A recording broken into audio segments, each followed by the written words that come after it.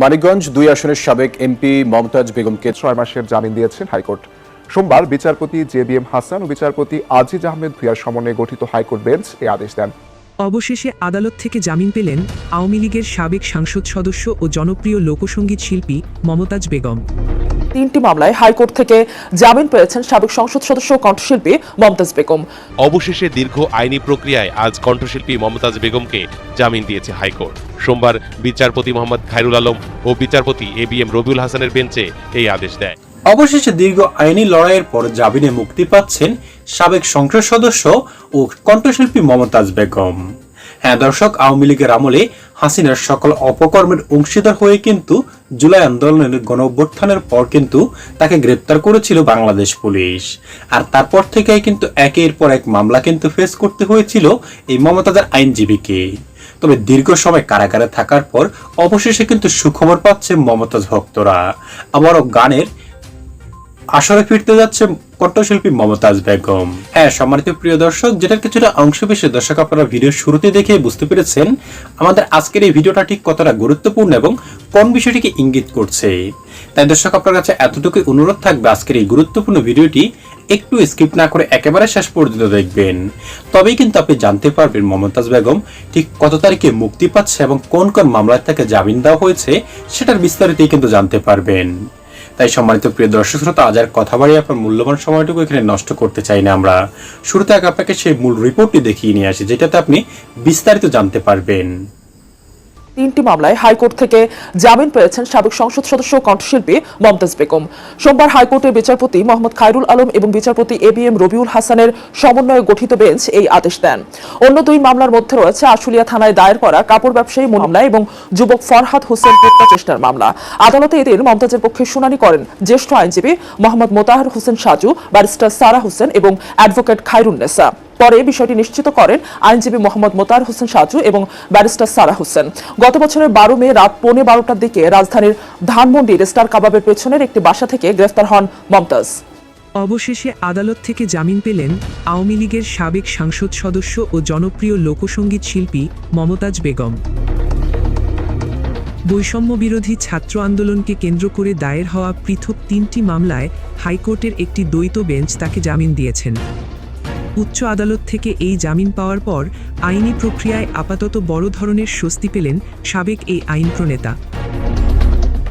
বিগত 2025 সালের 12 মে রাতে রাজধানীর ধানমন্ডি এলাকার স্টার কাবাবের পেছনের একটি বাসা থেকে মমতাজ বেগমকে গ্রেপ্তার করে গোয়েন্দা পুলিশ ডিবি।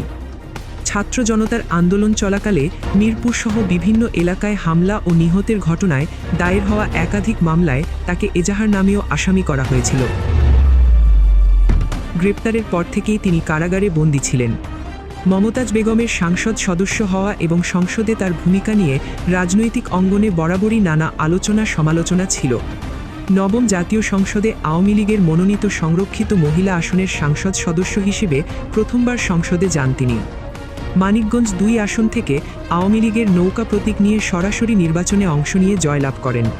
তবে এই 2টি নির্বাচন নিয়েই দেশে রাজনৈতিক বিতর্ক ও একপাক্ষিক ভোটের অভিযোগ রয়েছে। দ্বাদশ জাতীয় সংসদ নির্বাচনে আওয়ামী লীগের দলীয় মনোনয়ন পেলেও তিনি জয়ী হতে পারেননি।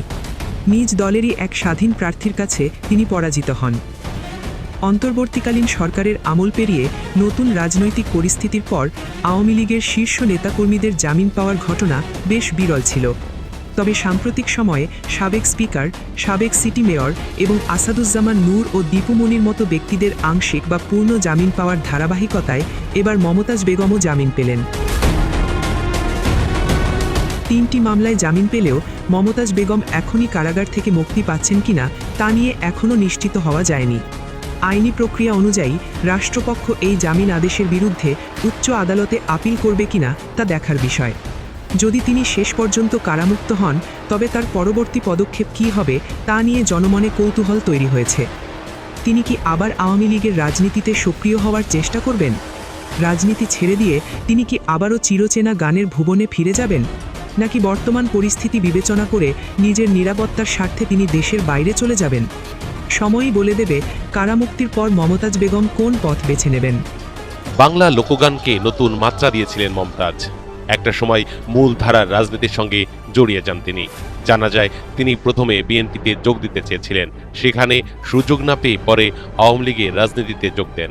এরপরই বদলে যেতে থাকে তার ভাগ্য। তেলবাজির গান আর চাটুকার কথা বার্তা দিয়ে দলের প্রধান শেখ হাসিনার খুব কাছের মানুষ হয়ে ওঠেন, পেয়ে যান জাতীয় সংসদ নির্বাচনের টিকিটও। 2008 সালে নবম জাতীয় সংসদে মহিলা সংরক্ষিত আসনটি বাগিয়ে নেন। 2018 সালে একাদশ জাতীয় সংসদ নির্বাচনে তিনি মানিকগঞ্জ 2 আসন থেকে নির্বাচিত হন। তবে 2024 সালে দ্বাদশ জাতীয় সংসদ নির্বাচনে তিনি স্বতন্ত্র প্রার্থীর কাছে হেরে যান। তারপর থেকেই ধীরে ধীরে রাজনীতির আড়ালে চলে যান এই সুর সম্রাজ্ঞী।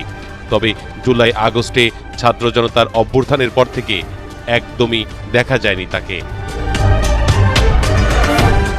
এরপর জুলাই আন্দোলনের সময় রাজধানীর মিরপুরে মোহাম্মদ সাগর হত্যা, আশুলিয়া থানা 2টি সহ মোট 6টি মামলার আসামি হন সাবেক এই সংসদ সদস্য। আর গত বছরের 12 মে রাজধানীর ধানমন্ডি এলাকা থেকে মমতাজকে গ্রেপ্তার করে পুলিশ। পরে 4 দিনের রিমান্ডে নিয়ে জিজ্ঞাসাবাদ শেষে তাকে কারাগারে পাঠানো হয়। তখন থেকেই তিনি কারাগারেই রয়েছেন। অবশেষে দীর্ঘ আইনি প্রক্রিয়ায় আজ কণ্ঠশিল্পী মমতাজ বেগমকে জামিন দিয়েছে হাইকোর্ট। সোমবার বিচারপতি মোহাম্মদ খায়রুল আলম ও বিচারপতি ABM রবিউল হাসানের বেঞ্চে এই আদেশ দেয়। মমতাজের পক্ষে শুনানি করেন জ্যেষ্ঠ আইনজীবী মোতাহার হোসেন সাজু ও ব্যারিস্টার সারা হোসেন।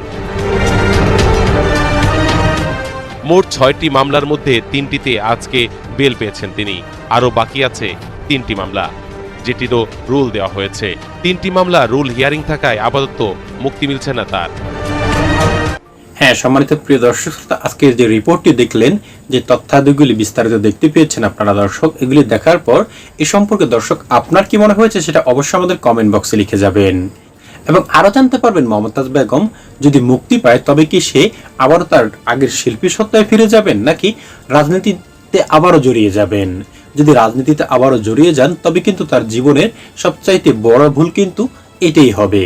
হ্যাঁ, সম্মানিত প্রিয় দর্শক শ্রোতা, একজন শিল্পী হিসেবে মমতাজ বেগম সারা দেশের মানুষের কাছে কিন্তু পরিচিত ছিল, জনপ্রিয় ছিল, কারণ তার কণ্ঠ কিন্তু ছিল কোকিল কণ্ঠী।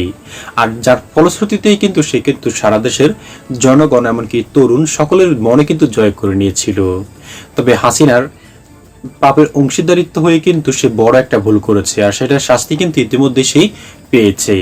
অর্থাৎ এই মমতাজ বেগমের আইনজীবী কিন্তু খুব জোরসোরে কিন্তু তার মামলাগুলি লড়ছে জামিনের জন্য। ইতিমধ্যে বেশ কয়েকটি মামলাতে কিন্তু তাকে জামিনও দেওয়া হয়েছে, যেটা কিন্তু দর্শক আপনার রিপোর্টে কিন্তু বিস্তারিত দেখতে পেয়েছেন। আর দর্শক এই রিপোর্টগুলি দেখার পর আপনার মতামত কি সেটা অবশ্যই আমাদের কমেন্ট বক্সে লিখবেন এবং ভিডিওতে একটি লাইক দিয়ে দর্শক পরবর্তী আপডেটের জন্য এখনই আমাদের চ্যানেলটি সাবস্ক্রাইব করে রাখুন। আজ এ পর্যন্তই, আশা করি সকলে অনেক ভালো থাকবেন। খোদা হাফেজ।